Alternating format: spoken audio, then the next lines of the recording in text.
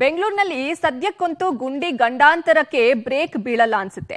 ಇಲ್ಲೊಬ್ಬ ಬೈಕ್ ಸವಾರ ಗುಂಡಿಯಿಂದ ತಪ್ಪಿಸಿಕೊಳ್ಳೋಕೆ ಹೋಗಿ ಚರಂಡಿಗೆ ಬಿದ್ದಿದ್ದಾರೆ. ಮತ್ತೊಂದು ಕಡೆ ರಸ್ತೆ ಮಧ್ಯೆಯೇ ಗುಂಡಿ ಕುಸಿದಿದೆ. ಅದರ ಡೀಟೇಲ್ಸ್ ಇಲ್ಲಿದೆ. ಬೆಂಗಳೂರಿನಲ್ಲಿ ಗುಂಡಿ ಗಂಡಾಂತರ ಅವಾಂತರ. ಗುಂಡಿ ತಪ್ಪಿಸಲು ಹೋಗಿ ಚರಂಡಿಗೆ ಬಿದ್ದ ಬೈಕ್ ಸವಾರ.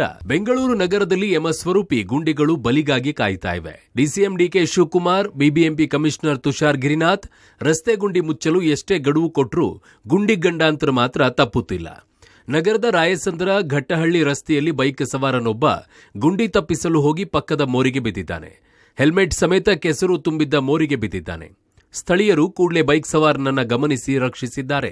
ಬೆಂಗಳೂರಿನಲ್ಲಿ ಏಕಾಏಕಿ ಕುಸಿದ ರಸ್ತೆ ಆತಂಕ. 5 ರಿಂದ 6 ಅಡಿಗೆ ಕುಸಿದ ಮುಖ್ಯ ರಸ್ತೆ. ಏಕಾಏಕಿ ಕಮಲಾನಗರದ ಮುಖ್ಯ ರಸ್ತೆಯಲ್ಲಿ ರಸ್ತೆ ಕುಸಿದಿದೆ. 5-6 ಅಡಿ ಕುಸಿದ ರಸ್ತೆಯಿಂದ ವಾಹನಗಳ ಸಂಚಾರವನ್ನ ನಿರ್ಬಂಧಿಸಲಾಗಿತ್ತು. ಈ ವೇಳೆ ಜನ, ಶಾಲಾ ಮಕ್ಕಳು ರಸ್ತೆ ದಾಟಲು ಪರದಾಡಬೇಕಾಯಿತು. ಸ್ಥಳೀಯ ಜಲಮಂಡಳಿಯ ಇಂಜಿನಿಯರ್ಗಳು ಸ್ಥಳಕ್ಕೆ ಭೇಟಿ ನೀಡಿ ಜೆಸಿಬಿ ಮೂಲಕ ದುರಸ್ತಿ ಕಾರ್ಯವನ್ನ ನಡೆಸಿದರು.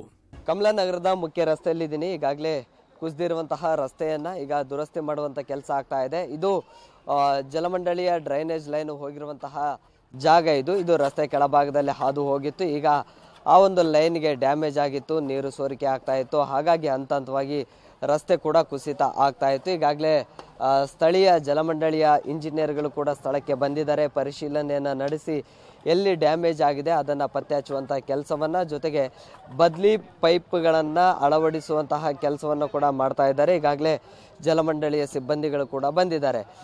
ಈಗ ಈ ಒಂದು ಕಾಮಗಾರಿ ನಡೀತಾ ಇರುವಂತಹ ಹಿನ್ನೆಲೆಯಲ್ಲಿ ಈ ರಸ್ತೆಯನ್ನು ಇದೀಗ ಕ್ಲೋಸ್ ಮಾಡಲಾಗಿದೆ. 2 ಬದಿಯಲ್ಲಿ ಕೂಡ ಇದೀಗ ಕ್ಲೋಸ್ ಅನ್ನು ಮಾಡಿ ಕೆಲಸವನ್ನು ನಡೆಸ್ತಾ ಇದ್ದಾರೆ. ಒಂದೊಮ್ಮೆ ಏನಾದರೂ ಕುಸಿದಿರುವಂತಹ ಸಂದರ್ಭದಲ್ಲಿ ವೆಹಿಕಲ್ಸ್ಗಳು ಬಂದಿದ್ರೆ ಅನಾಹುತಗಳಾಗುವಂತಹ ಸಾಧ್ಯತೆಗಳಿತ್ತು. ರಸ್ತೆ ಗುಂಡಿ ಮುಚ್ಚುವ ಗಡುವು ರೀಚ್ ಆಗಲು ಬಿಬಿಎಂಪಿ ಸಿಬ್ಬಂದಿ ಅಲ್ಲಲ್ಲಿ ತೇಪೆ ಕೆಲಸ ಮಾಡುತ್ತಿದ್ದಾರೆ.